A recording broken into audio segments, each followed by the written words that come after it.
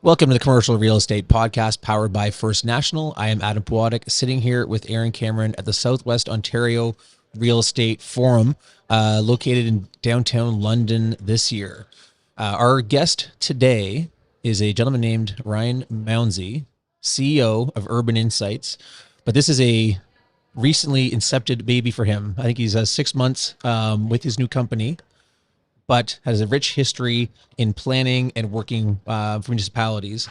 So we're going to get into a discussion around, I guess, solving the housing crisis through a planning lens. By the end of Ryan has the answers. yeah, Stay tuned. so 30 minutes from now, it'll be solved. Ryan, welcome. Thank you for having me here, Adam and Aaron. Looking forward to it. So Ryan, just set the stage of what our conversation today. How'd you get into real estate? What led you to where you are today? What led you to start your own company? It's a bit of a diversion, of course, from working for. And how much do you regret it? I regret nothing. That's why I'm in it. Okay, good. Well, it started off in urban planning. I'm a 94 student from UW, and so Waterloo has always been home. And growing in that, I always had an interest in real estate. I actually started my first co-op term. UW has a great co-op program, world's largest. And I started off when CBRE, and I just saw Peter Watmore here today. So it's kind of close quarters that way that got me interested in real estate. And then as I graduated from UW, I started in a planning consulting firm, GSP Group, and worked across the province in 33 different municipalities. And I saw how intertwined real estate is in land development. And I did my master's at U of T. And so throughout that time and going through my municipal sector different roles, I branched off urban planning and went into economic development. So with that experience, I started to do land dispositions for the city. I worked on trade missions going to California, trying to attract investment. And certainly in terms of business attraction and retention, everyone's asking, how do I get real estate? And so the land supply component was one of my areas of strength. And as I moved into the new company, I'm turning a milestone number this year, and I didn't want to look back with any regrets. And I said, now is the time to start your own company. And so it's focused in on urban planning, economic development, and urban design. And I'm here today because my experience at the City of Waterloo with the Northdale Land Use Study and my economic development experience as a moderator. But I'm pretty diverse in terms of my background. They talk about 10,000 hours. I got a few of those. Yeah. Congratulations on your 40th birthday, by the way. Oh. Let's do first Urban Insights. So what does it do? What's the business model? What kind of things do you work on? Well, it's kind of like the tech community I'm located in. It's high growth, and it's helping people get to their answers quicker. And a lot of that is about land development, about strategies, about how do you facilitate your approvals. Certainly in terms of market trends, where is a good place to be located in, or where should you be thinking about moving forward? And I think in terms of the growth plan, it's focusing on urban planning, development approvals, but there's also economic development related to market research. And I provide a fair amount of market research on specific communities. And I'm working on some large-scale development investments that will hopefully transform some of the communities. And are you still advising government entities, or are you advising private developers? It's multidisciplinary. So I try to, what I've learned over the years is to diversify. And so I have a series of municipal clients, and I'm working with the City of London right now in their office to residential conversion program. Fascinating program, a hot topic in terms of the office real estate market, and it's suitable for some communities. And From a physical standpoint, I know that for a lot of cities, that's a barrier. Just the physical structures won't allow it. you have to have the inventory, and you need a lot of buildings to get 20 to 30% of the potential supply to make it work. How's that process been with the city? We don't have any interaction directly with municipalities typically in our world. It's our clients, of course, try to show up, fortunately, with permits or with quasi approvals or with zoning bylaw amendments done. Like they go through that access. But we always hear that there's a well-intentioned group, but there's just so much red tape and study and survey that it can get almost frustrating at times. You've worked on both sides, so maybe how does it feel like now on the other side, and how do you navigate it? Maybe what's your comment in general about that perception?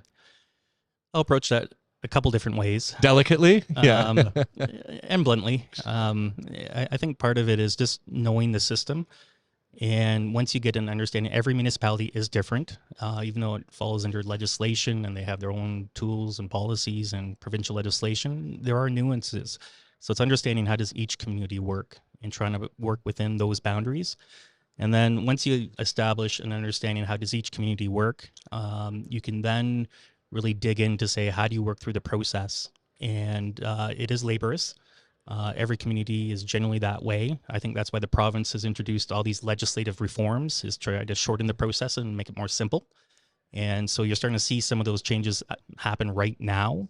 And I think municipalities will take time to adjust to these sharp changes, and you will start to see more results. So with city building, always give it a bit of time. It takes a bit of time to work with change.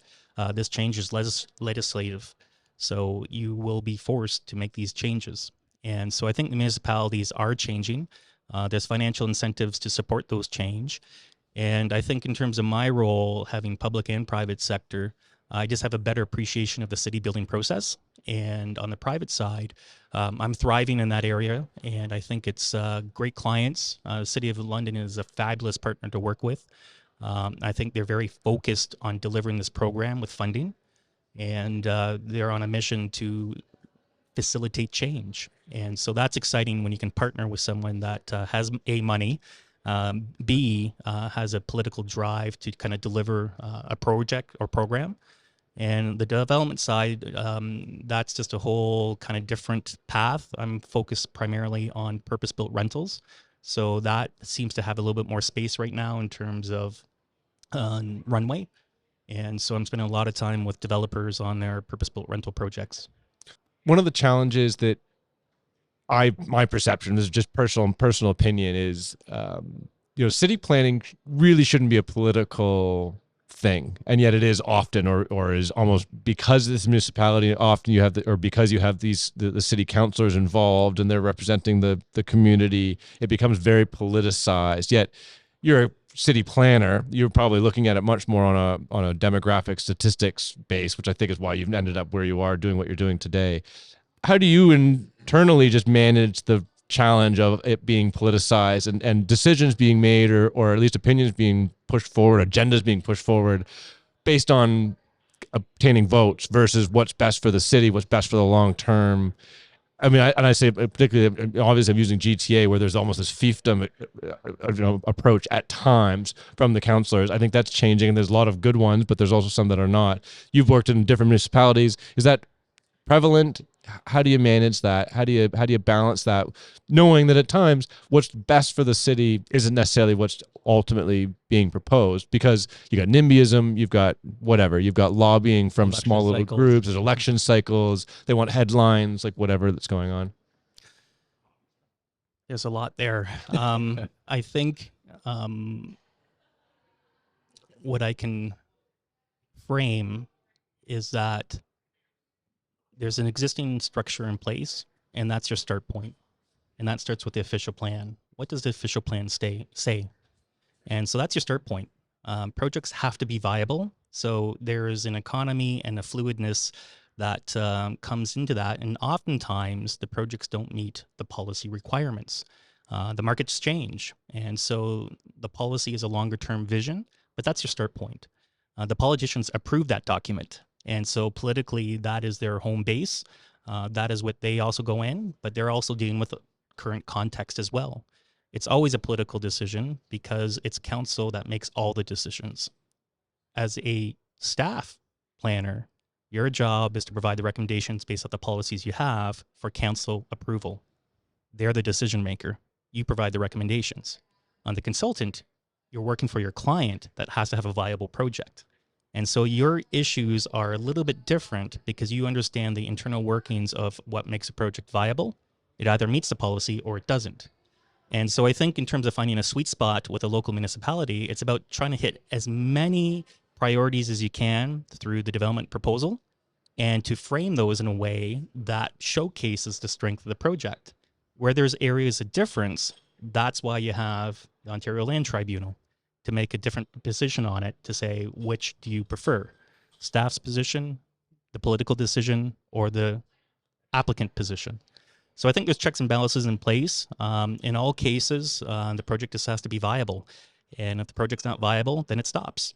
And I think that's where some of the pause in the market is right now, is that people are trying to understand where are things going.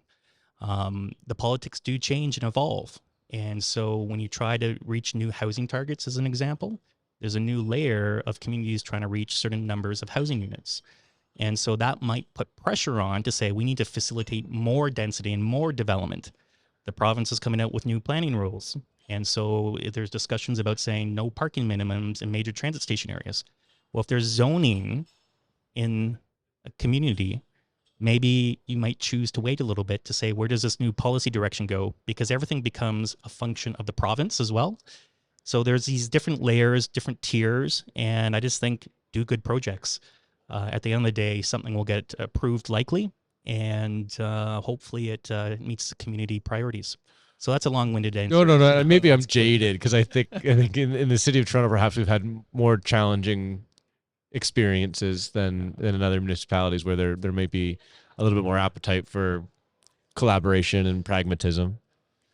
I heard a wedding speech once. The opening line was that the sign of a good compromise is when nobody's happy.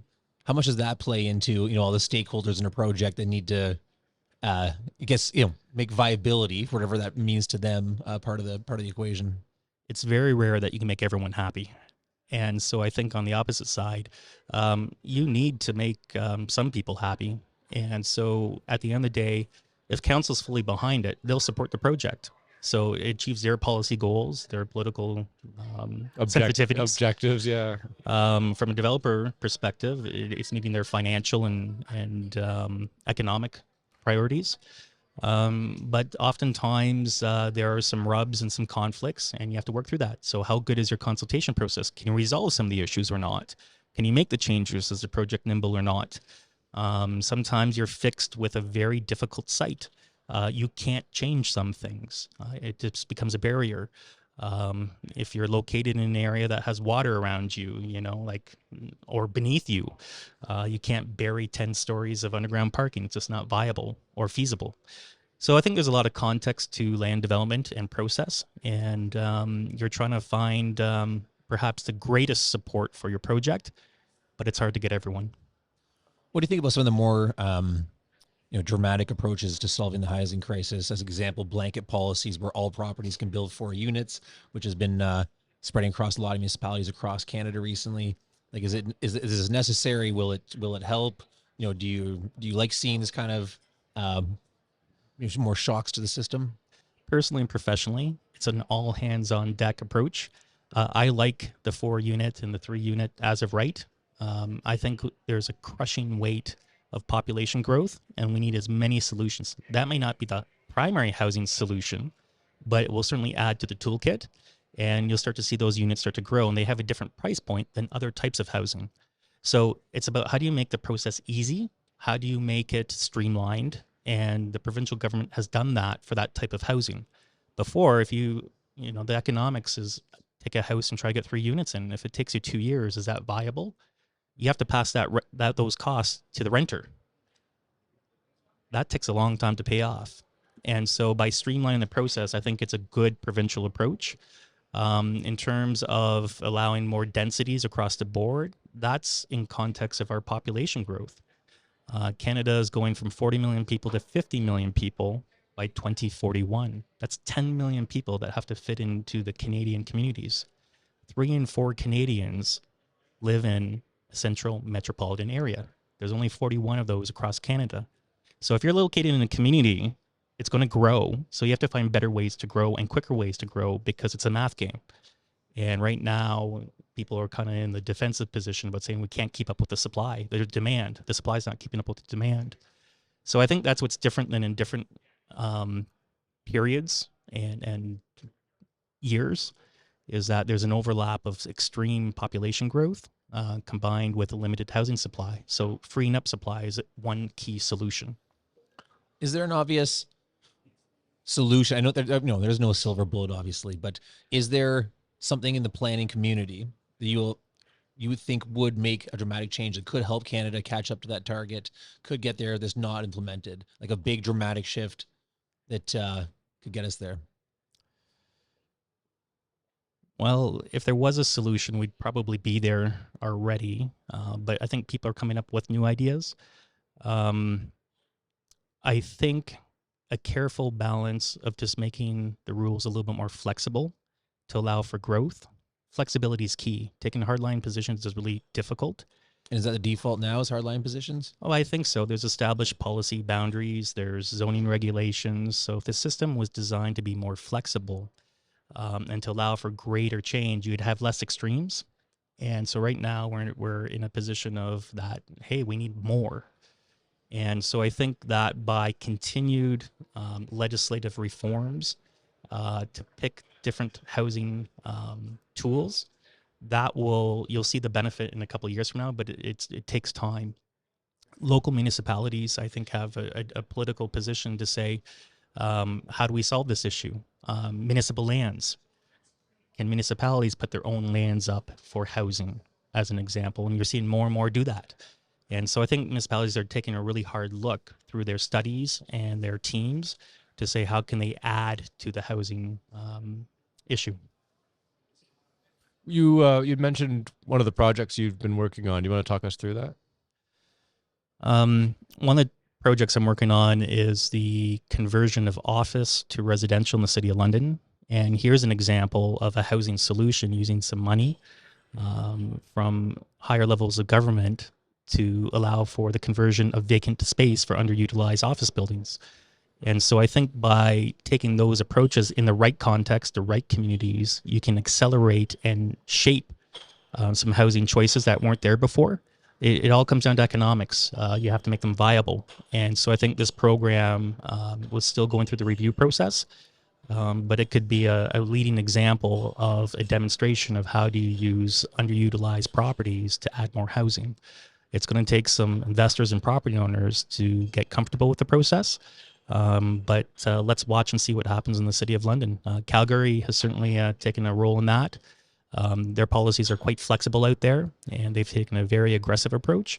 And so we have a more of a nuanced approach that will become clearer in the coming weeks and months. But government incentives are the backbone of trying to make these conversions work. Like as a standalone project, I don't think they work in any municipality, but you incentivize it correctly and it will.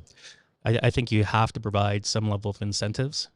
You're trying to create a market, and when you're the first out of it, it's the hardest, and it's an untested market.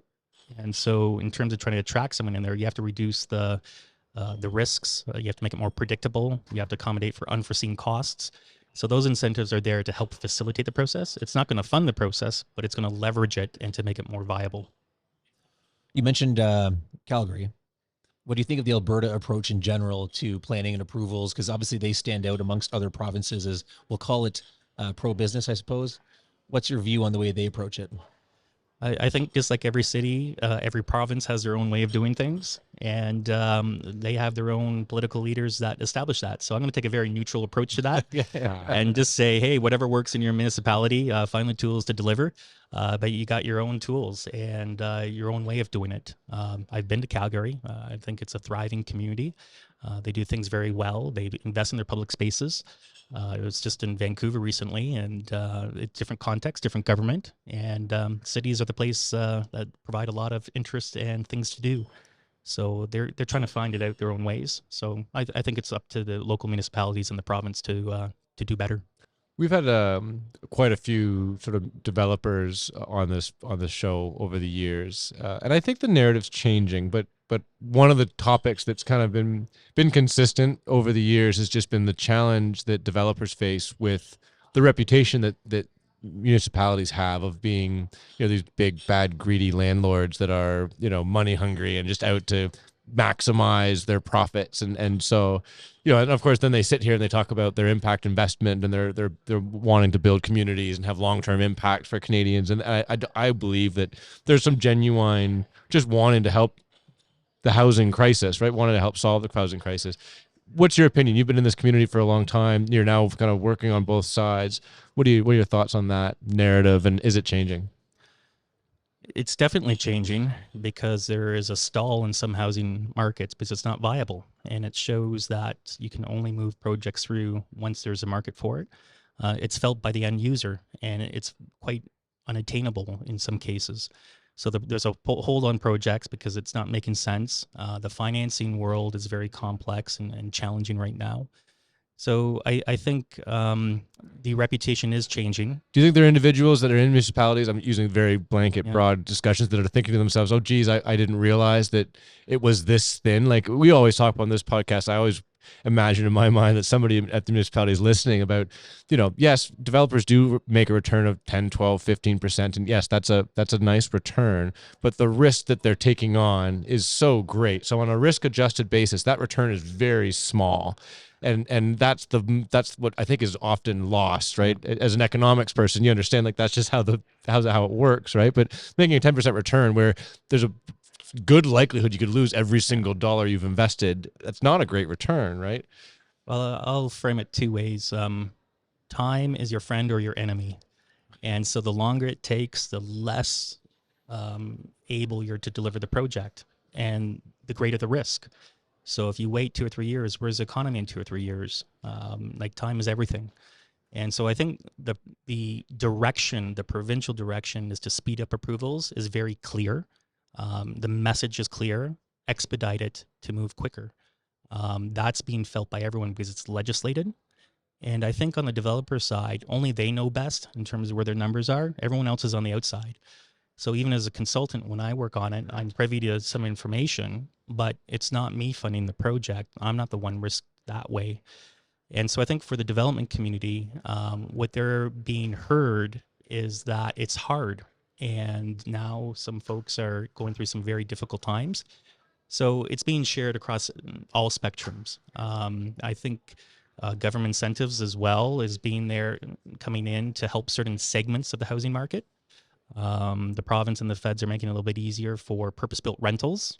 That's going to be a new kind of, I'm going to say, housing class that will start to take off more so now. I think the small housing on individual property owners, more people will get into that to look for mortgage helpers and to kind of support, their foundations. But at the end of the day, I think more people are becoming more aware of the challenges. This happens every 10, 15 years where there's a big change, where people are becoming more aware. And so with that, however, we still see DCs increasing, which just puts math in the wrong way. And so it seems like this misalignment. We know it's hard on you. The math doesn't make sense. We know some of you are going bankrupt, but we're going to increase the cost to the city. Like, what do you think about that? From an economics perspective, for the average person, they don't understand you must continue to grow to maintain your tax base. And to maintain development charge fees, you need growth to support that. And so you take a minimum number like 2% growth, that's a lot of development. And so when that starts to slip, you have to pay for it and the costs go up. So is that because municipalities can't have a deficit? Like they have to maintain... Well, that's part of it for sure. And is this a Ponzi scheme? Is this what's being described to us? No, but where I'm going is it's counterintuitive. At a time when you should be lowering it, you actually have to raise it to compensate for the loss of revenues. Yeah. And so I think that's the paradox in this whole situation, that it compounds it and makes it more difficult. And unless you do a massive incentive program, so it comes down to legislative requirements and to your point about not going in the deficits, you have to make some tough decisions. So does a community say, I'm going to waive incentives to facilitate development? Someone has to pay for that. And so at the end of the day, you're just extending the cost to buy that back. So it's a difficult time. It doesn't make a lot of sense. And I can appreciate very much about it actually making some projects not viable. These are big numbers now. Right? When you're talking $75,000, $100,000, $130,000 in a development charge, that's a big chunk of the project now. I want your thoughts on this. You mentioned the growth in Canadian population. Whatever the number of housing units that we need to just accommodate today, it's a couple million. To accommodate the growth that you're talking about, it's a couple million more. It's huge. You've mentioned all the small little things or all important things, the 4-unit, 3-unit blanket zoning, basement units, like whatever it is. There's lots of different pieces to this puzzle as a solution. But of course, there's going to also need to be major development that occurs that provides these units sort of en masse. The math that we talked about that the developers are running, financing costs. I mean, yeah, rates are down 15 basis points today, but they're not going down substantially to make any major difference. We know hard costs aren't changing. We know that the cost of land, while that's going to fluctuate a little bit, it's not going to have a huge impact. A big one that could actually be solved fairly quickly is taxes, and the DCs are the major impact. I know you just described it. There's nuances behind the scenes, but it seems to me if you really wanted to just mass accelerate major development across the country, a change in the tax structure of the development is a pretty quick way to do it, because everything else, I'm not sure how you do it. Like just, the immigration policy changes. Obviously, you're never impacting hard costs. There's so many things that are market driven that we have zero control over. Labor shortages. Yeah, the amount that the government charges on taxes is actually something that could be changed literally with the stroke of a pen. What are your thoughts? Aaron, I'm going to come at it from a new recommendation that we're just talking about it right now. What happens if the province and feds were to put more money into infrastructure? Development charges is a reflection of paying for upgrades on infrastructure. You need to spend money to upgrade your municipal water plant, expand your roads. What happens if there was a much bigger pool of money that you could be eligible for, not on a competition basis, but on an eligibility criteria, and say, we're putting in $100 million for communities to do infrastructure projects. That then can reduce your development charge fees and make it more feasible to build the projects at a lower cost, because there's a supplemental source of income that maybe could offset some of that. So I think these are some of the things to look at in terms of supporting growth, is that to put it on the backs of municipalities that are required to pay for this, that will come through tax rates. Well, some communities are talking not 2% tax growth, 5%, 10%, 15%. That starts to hit your average resident really hard. So maybe there's different ways that they can be coming up with a senior program that provides more funding than what's there today. The same thing with affordable housing, deep affordable housing. We talk about the affordable housing crisis that we touched on. What happens if there was more money that wasn't on a competition basis, that the rapid housing, for example? The folks that need the most deepest affordable housing, if there was just more money there, couldn't each community do more projects? And so the housing people in each community then can start to facilitate more housing choices that puts less strain on the system and allows a housing continuum to work better. So I think those are little partial solutions and ideas that would add to the housing pressures and the cost of housing. But there's probably far better experts on some of these topics than myself. Yeah, but it's fun to talk about nevertheless. Isn't it? It's never stopped us before from jumping into a topic. Obviously, you're focused on rental apartments, and we talked about a lot of incentives there. We did talk about condos briefly, and I know a lot of condo developers are kind of sitting there going, "Hey, like we see all the largesse towards the incentives for the apartment developers. We should have the same." Do you think that housing type should be encouraged with the same government support and help in order to alleviate housing pressure, even though ultimately the final owner of it is, I don't know, like an individual? My two thoughts on that is that you can do it in phases or cycles, help a segment of the housing market every 2 or 3 years, and then shift your program. But that has a lag effect and can take time and doesn't help the other markets. Like in a triage kind of concept? Yeah, no, exactly. Like that's what's being done right now in terms of purpose-built rental. The market's shifting towards more of a rental base. We have one of the highest home ownerships in the world. And so shifting to that market base kind of is a little bit more in alignment with some other global markets. But in terms of treating everyone the same, Habitat for Humanity is basically a home ownership model. Different types of programs probably need more funding, but I think you have to be strategic about it. There just isn't enough money to help everyone. So if you were to deal with the issue of development charges, maybe that's a way to help the condominium market. There's different ways and strategies that you can find as a toolkit. It's complex. One of my mentors said, the trick is, how do you make it simple? That is a really tough thing to do. Yeah, it seems to be getting more complicated, not less, unfortunately. Yeah. running out of time here. We're at the Southwestern Ontario Forum. You're on a panel on student housing. So maybe let's just spend the last couple of minutes just talking about student housing environment in the region. Well, I think what's happening is that if you grow maybe 1% for universities, and colleges right now are going through much higher growth rates, it's a very tight rental housing market right now, just in terms of what's happening across the community. The average rental vacancy rate is about 2% right now in Waterloo region. It varies. Last year it was about 1.5%, something like that. What options do you have to move into a community? And so I think the student housing market is competing with the general housing market. There just isn't enough supply out there. And so right now it's a very, very tight market and a somewhat expensive market. So new supply is needed. I think on today's discussion, there's new tools that the province has introduced to facilitate no site plan control, no development charge fees for post-secondary housing on campuses. So again, like there's new tools being out there to get more housing. But where, again, the idea of flexibility comes in is what happens if you're off campus and you're working with a developer and the program no longer apply. And so I think the rules have gotten to be a good start to deal with the issue. Housing is needed now, and hopefully they can fine tune the rules to make it more flexible to partner. The private sector, certainly in Waterloo region, has driven a lot of the housing, and the post-secondary is now getting much more involved.